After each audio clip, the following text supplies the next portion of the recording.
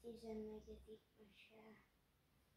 Mufurcovics Levente az oldalára fordulva takaróval a fején várta Márét.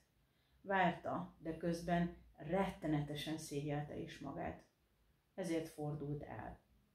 Amikor tegnap este elköszönt Márétól, mert tudta, hogy mire is fog gondolni elalvás előtt. Nagyon bántotta valami. Levi! Levi! Hol vagy? Kiabált Máré, színlelve, hogy nem tudja, hol van Mufurc Levi. Itt vagyok, motyogta Levi. Miért bújtál a takaró alá? Érdeklődött Máré.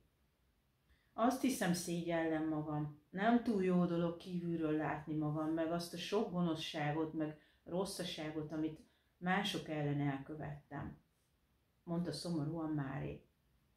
Értem, de gondolj arra, hogy milyen jó dolog, hogy van az a kis szerkezetünk, amivel azért tudunk javítani ezeken a helyzeteken, vigasztalta Máré. Levi egyetértően bólintott, majd elkezdte mesélni az álmát. Sokszor elhallgatott és bámult maga elé, miközben mesélt. Valószínűleg tényleg rossz lehetett neki erre is visszaemlékezni. Az iskolájában volt egy olyan edzés, ahova együtt jártak kicsik és nagyok. Az álmában azt a jelenetet látta, amikor egy nála sokkal kisebb fiút elkezdett először csúfolni, nagyon csúnya szavakkal, aztán valami miatt leteperte a földre, és elkezdte szorongatni a nyakát. Bátornak és nagynak érezte magát. Tudta, hogy a tanárok úgyse fognak bemenni az öltözőbe, csak amikor az edzés kezdődik. Ó, ez valóban eléggé csúnya dolog, mondta szomorúan Máré. Majd megkérdezte. Te, Levi, miért bántottad azt a kisfiút? Levi szeméből kigördült az 5., a 6., a 7. és sok-sok-sok könycsepp. Te sírsz? kérdezte Máré. Levi Mufurc baba bólogatott. Majd nagyon halkan megszólalt. Engem is bántottak ám annak idején a nagyok. Azt hittem, ettől lesz nagy valaki, hogy megmutatja, hogy mennyivel erősebb.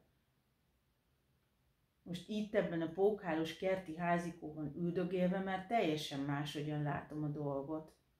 Mondjuk, itt van időm gondolkodni, átgondolni a dolgokat. Magamban már ki is találtam, hogy mit kellett volna csinálni. Abban a pillanatban, amint ezt elkezdtem mondani... A hologram kivetül.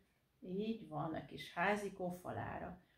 Tudta, hogy folytatnia kell. Elmondta, hogy inkább dicsérnie kellett volna a kicsiket, és vissza kellett volna gondolnia arra, hogy őt is bántották, és ez mennyire rossz volt neki, és mennyire félt, és senki nem segített neki. És ő inkább attól lenne nagy és erős, ha támogatná és segítené a kicsiket.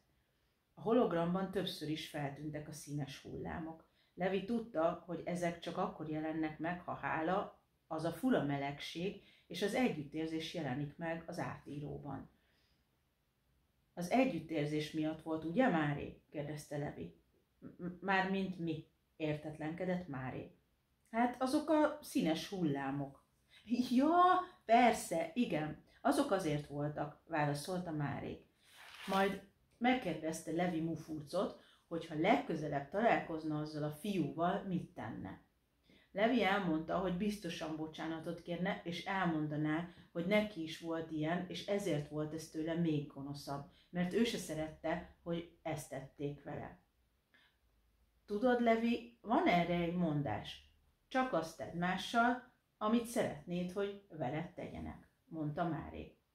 Ó, mennyivel másabb lett volna az életem, ha ezt előbb tudom, mondta Mufurc Levi. Abba gondolj bele, hogy mennyivel jobb lesz a világod, ha ezt majd később így látod, vigasztalta Máré. Oké, rendben. Így babaként ez elég érdekes lesz. Nagy dolog, nem dobok mást a sufniba, mert nekem se jó itt. Olyan jó, hogy lehetne reklámszöveg is, nevetett kínosan Levi. Máré nem mondott erre semmit, mert Levi még nem állt erre készen. Inkább elővett egy kristálygolyót. Hosszú mondat volt ráírva. Mufurc Levi fel is olvasta. Csak azt teszem mással, amit szeretném, hogy velem tegyenek. És a golyó felragyogott, ahogy betették a többi közé. Drága Mufurcovics Levente, ez a kristálygolyó önmagában meg tudná változtatni az egész világot. Ennek érzem is a súlyát, Máré, válaszolta Levi. Majd elköszöntek egymástól. Mindketten nagyon várták a másnapot.